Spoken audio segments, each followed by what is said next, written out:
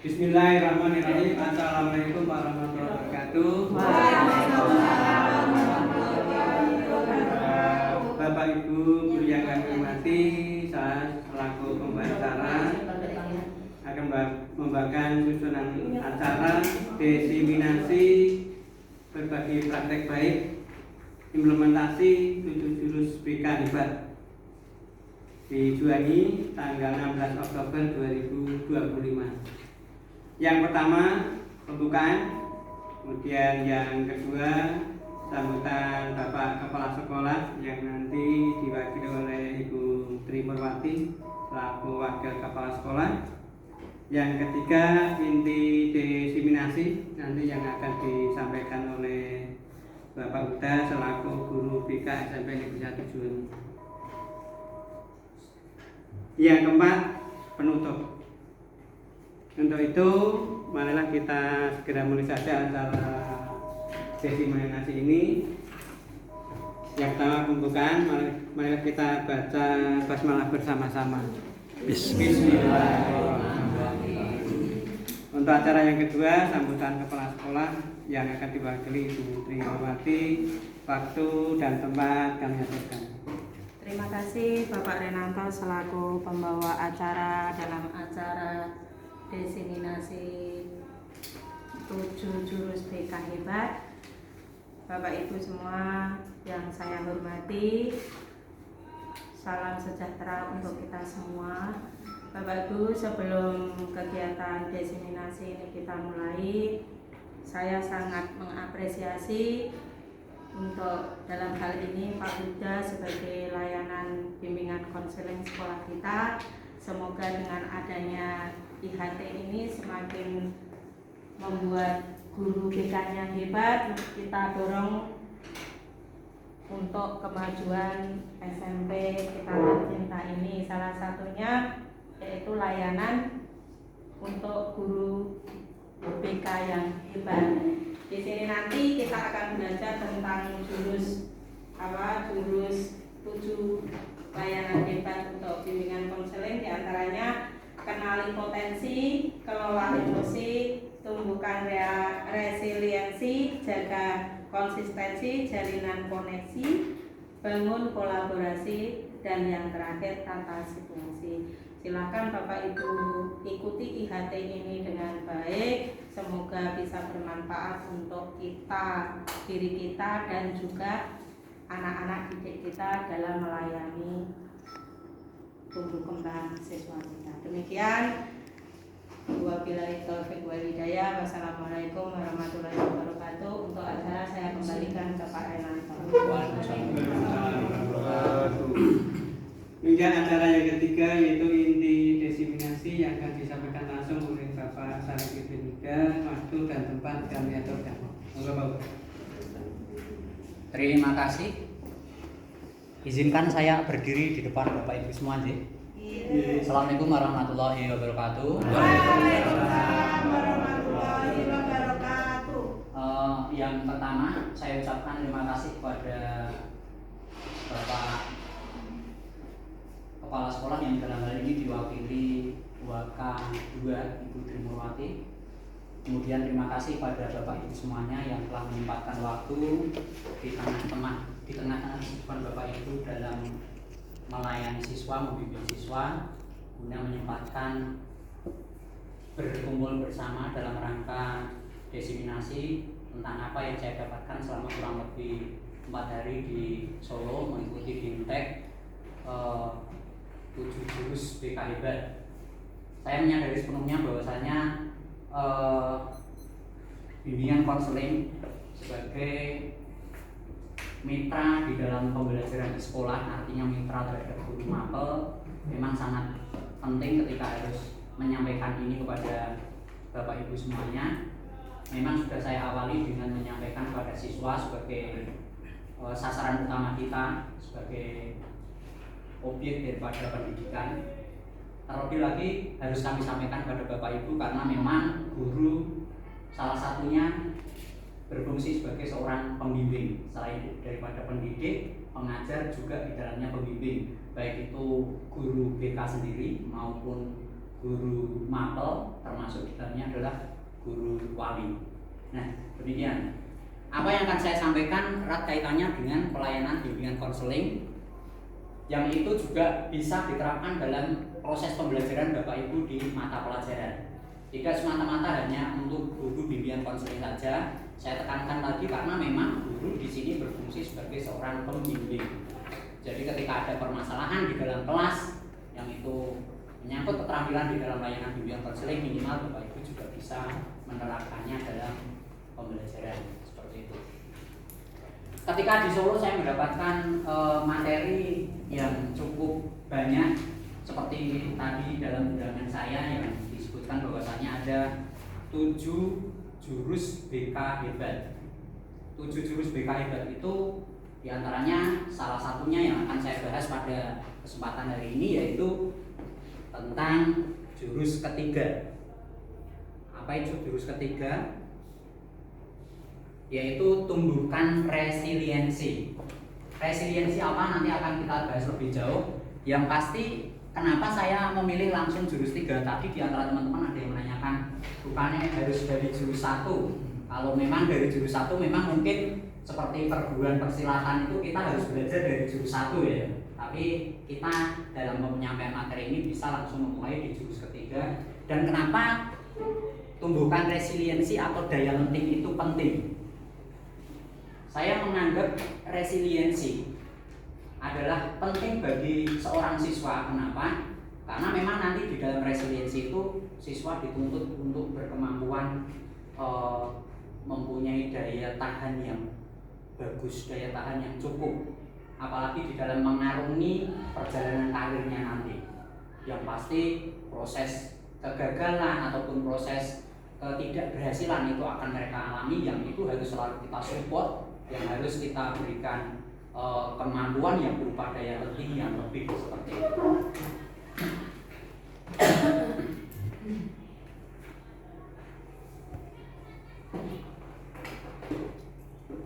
Nah, tujuan yang nyata yang harus dicapai dalam pembelajaran yang pertama yaitu guru mampu membantu murid membentuk growth mindset yang menumbuhkan resiliensi sehingga mereka berkembang optimal pada aspek pribadi, sosial, akademik, dan karir. Nah, tujuan yang selanjutnya, konsep kunci yang akan dipahami yaitu yang pertama tentang daya lenting, kemudian yang kedua tentang pola pikir bertumbuh atau growth mindset, kemudian keterampilan yang kita harapkan dikuasai oleh peserta didik. Yang pertama tentang keterampilan menumbuhkan daya lenting anak dalam menghadapi kesulitan. Kemudian yang kedua, keterampilan mengajarkan pola pikir bertumbuh. Nanti akan kita pelajari berlanjut pola pikir bertumbuh. Kemudian yang ketiga, keterampilan membantu anak bangkit dari kegagalan. Dan yang keempat, keterampilan memberikan umpan balik, feedback yang sifatnya membangun. Itu tujuan daripada pembelajaran dari materi tumbuhkan resiliensi. Nah, Bapak Ibu, kemarin saya sudah mengawali, saya sasarkan pada siswa kelas 9, yang kebetulan siswa kelas 9 kemarin sangat antusias dalam mengikuti praktek penumbuhan resiliensi, yaitu dalam bentuk permainan, bukan permainan ya, namanya membangun sebuah menara yang nanti Bapak Ibu akan saya sodori beberapa kartu untuk kemudian nanti kita bangun sebuah menara. Petunjuknya bisa dipahami di sini. Ya, instruksi. Siapkan kartu untuk disusun menjadi sebuah menara yang bentuk dan ketinggiannya sesuai dengan keinginan masing-masing. Kemudian setelah menara terbentuk, coba salah satu anggota kelompok atau bahkan kita sendiri meniupkan angin ke arah menara tersebut sehingga menara akan goyah bahkan roboh. Kemudian langkah ketiga, setelah menara roboh, coba berusaha untuk membangun kembali dengan pengalaman dari kejadian sebelumnya. Mungkin kejadian sebelumnya menaranya kok bisa roboh, kenapa? Seperti itu. Kemudian dengan harapan menara baru yang kamu bangun akan tetap kokoh meskipun angin berhembus begitu kencang. Kemudian yang keempat, lakukan hal yang sama dan lebih baik lagi apabila menara baru yang kamu bangun masih tetap roboh oleh tiupan angin. Yang terakhir, sampai suatu ketika menara yang Bapak Ibu atau para siswa bangun itu akan tetap kokoh meskipun banyak sekali rintangan, dalam hal ini angin ataupun apa seperti itu. Itu ya, kita sebelumnya, tapi saya akan ngajak ice breaking dulu. Kayaknya ini apa namanya, belum pada semangat, ada yang agak ngantuk-ngantuk gitu. Kita lakukan ice breaking sebentar. Petunjuk atau clue-nya nanti kalau saya bilang semuanya berdiri dulu ya, semuanya berdiri dulu. Nanti kalau saya bilang gajah, sederhana saja, gajah, maka nanti Bapak Ibu akan menunjukkan lingkaran yang besar sambil mengucapkan kata-kata besar, gitu ya. Kalau saya menyebutkan kelinci, maka Bapak Ibu juga akan menyebutkan kecil saja lingkarannya, kecil. Selanjutnya, kalau saya menyebutkan ular, maka Bapak Ibu akan menyebutkan panjang.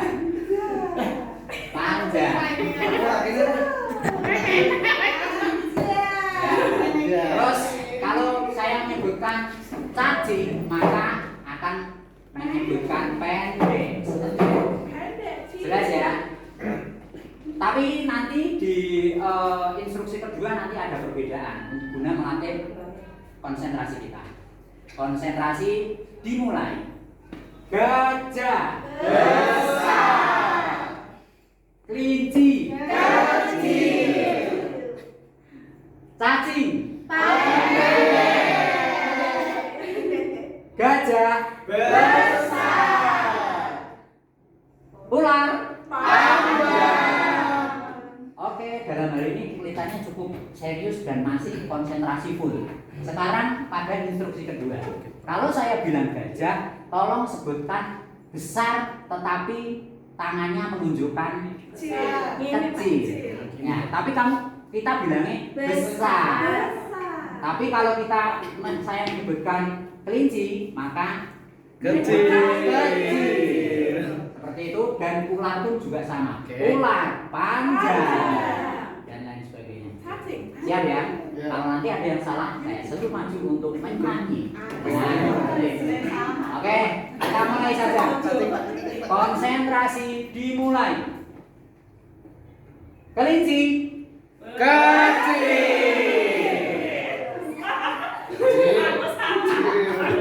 Ya. Ular panjang. Gajah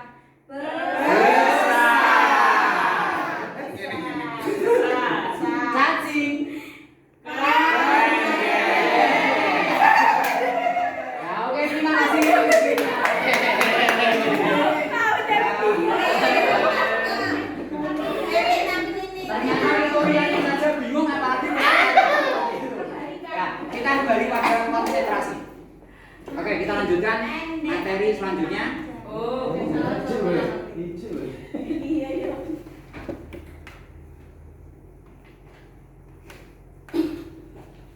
Ya, tadi kita berusaha untuk membangun sebuah menara. Silakan nanti saya bagi kartu, silakan dibangun ya, pokoknya setinggi-tingginya atau apalah namanya, sekuat-kuatnya boleh. Silakan nanti dirangkai. Menaranya bentuknya harus sama kan, sendiri-sendiri? Sendiri-sendiri, bebas. Ya. Menara dalam bentuk bebas, tidak harus sama. Ayo Pak Rey, menyusun menara kita.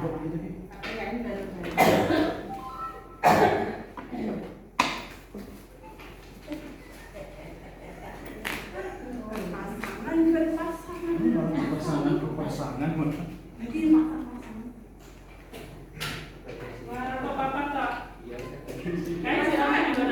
Ya, cukup binasa. Silakan Bapak Ibu mulai membuat yang namanya bangunan, boleh dengan kriteria setinggi-tingginya karena memang saya pengen membangun rumah yang tinggi misalkan. Wah, lagi kampungnya kayak mana setinggi memang Kartunya kan sitaan di ini. Sitaan juga namanya sitaan yo bener. Sitaan yo bener.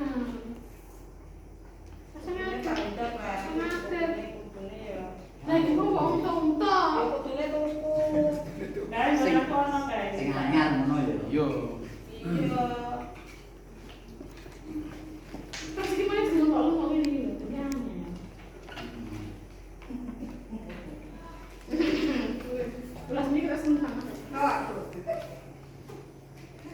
kalau sudah Belum. Oh, kirain belum.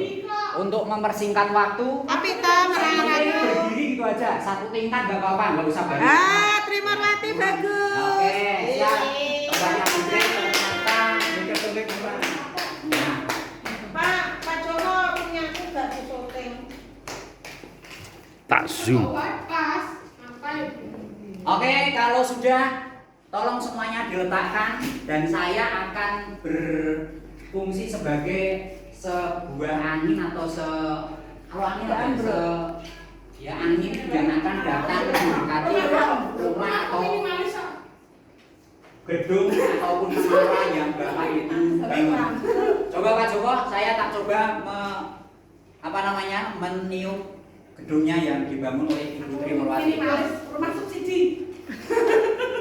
Rumah subsidi. Ya, Ibu Tri ternyata gedung yang Ibu bangun belum begitu kokoh, sehingga ketika saya tiup maka Ini ada yang sedikit. ya, ketika saya tiup maka gedung yang Ibu bangun roboh. Sekarang refleksi dari apa yang saya kerjakan perlu adanya refleksi. Refleksi yaitu bagaimana perasaannya Bu Tri Merwati ketika bangunan atau gedung atau menara yang dia bangun roboh karena angin. Gimana Bu? Coba ceritakan perasaannya.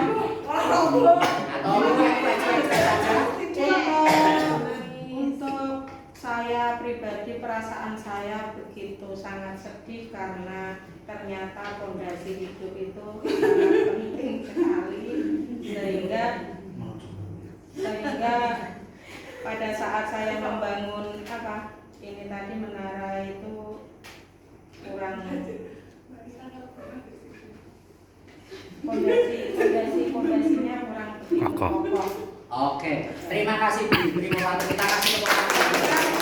Sehingga sangat-sangat sedih sekali kenapa kok fondasinya tidak kokoh sehingga bangunan begitu kok langsung. Iya, ternyata banyak sekali faktornya yang membuat kegagalan di dalam Bu Tri Merwati mempertahankan gedung atau menaranya.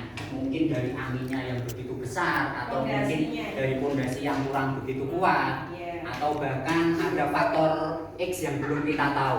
Inilah sebuah kegagalan di mana di saat seperti itu nanti siswa akan mengalami sebuah kondisi yang sangat hebat. Betul. Bisa jadi dia trauma, bisa jadi dia frustasi, bahkan di banyak kasus di lapangan bisa kita lihat banyak siswa-siswa dengan permasalahan yang cukup sepele tapi sampai harus mengakhiri hidupnya. Itu karena kurangnya daya resiliensi dalam diri kita.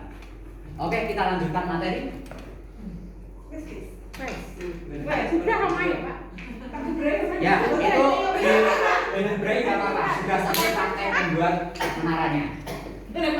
Kemudian apa sebenarnya daya resiliensi? Resiliensi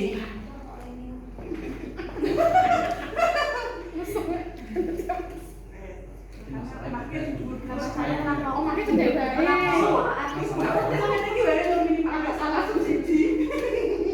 jadi bisa disimpulkan dari apa yang Bapak Ibu kerjakan tadi, membuat menara tadi, pada proses belajar dan tumbuh, anak-anak akan menghadapi berbagai tantangan, gagal menyelesaikan tugas. Sering sekali kita temui, kalah dalam permainan. Pas lomba-lomba kita sering sekali, ya untung kemarin ada beberapa juara yang bisa kita banggakan, tapi sering juga kita gagal. Kemudian mendapat hasil yang tidak sesuai harapan, seperti pembagian hasil asesmen kemarin. Ternyata siswa saya tanya banyak yang wah nilainya kurang dan lain sebagainya. Kemudian kegagalan adalah bagian wajar dari kehidupan, namun anak yang tangguh tidak berhenti ketika gagal.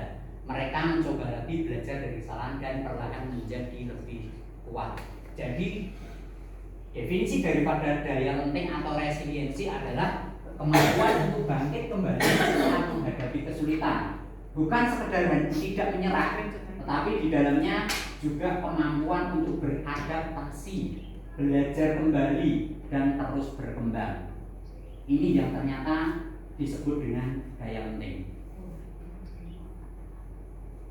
Sementara itu, American Psychological Association mendefinisikan resiliensi sebagai proses adaptasi yang sehat saat menghadapi trauma, kesulitan berat ataupun tekanan tinggi. Cukup sederhana definisinya dan bisa kita telaah dengan mudah. Nah, tadi di awal kita sempat membaca adanya pola pikir bertumbuh atau growth mindset. Betul ya Bu Lasmini? Yes. Growth mindset itu pola pikir bertumbuh ya. Kalau nggak salah kemarin di grup dinas kita juga Pak Junedi koyongnya sempat nge-share tentang ini sepertinya. Growth mindset. Saya sempat baca sedikit seperti itu. Growth mindset, Carol S. D. memperkenalkan konsep growth mindset, yakni keyakinan bahwa kemampuan bukan bawaan dari lahir. Kemampuan bukan bawaan dari lahir, tetapi bisa dikembangkan melalui latihan, strategi yang tepat, dan dukungan orang lain. Saya sering sekali mengumpamakan ini di depan siswa bahwasanya kita lahir itu dalam posisi sama, tidak bawa apa-apa, bukan berarti yang pintar bawa pensil, tidak, ya kan? Kita semuanya sama. Hanya kemudian yang membuat kita berubah, yang membuat kita berbeda adalah proses di dalam kehidupannya. Bahkan saya umpamakan gerakan parang pun kalau kita asah lama-lama akan menjadi tajam seperti itu. Semakin banyak mereka berlatih dan belajar, semakin kuat. Sebelumnya neuroplastisitas adalah mekanisme biologis yang mendasari growth mindset. Setiap kali individu dengan growth mindset menghadapi tantangan dan berusaha mengatasinya, otak mereka sedang membentuk dan memperkuat koneksi saraf baru yang terkait dengan keterampilan atau pengetahuan tersebut. Jadi semakin kita banyak mendapatkan tantangan, semakin kita banyak mendapatkan ujian, secara otomatis neuroplasmasitas kita akan bekerja, atau saraf-saraf kita akan terbiasa menerima hal seperti itu, dan inilah yang akan memperkuat daya lenting seperti itu. Semakin banyak mereka berlatih dan belajar, semakin kuat jalur saraf ini. Kegagalan tidak dilihat sebagai akhir dari kemampuan, tetapi sebagai bagian dari proses di mana otak sedang rewiring dirinya untuk mencapai pemahaman dan penguasaan yang lebih baik.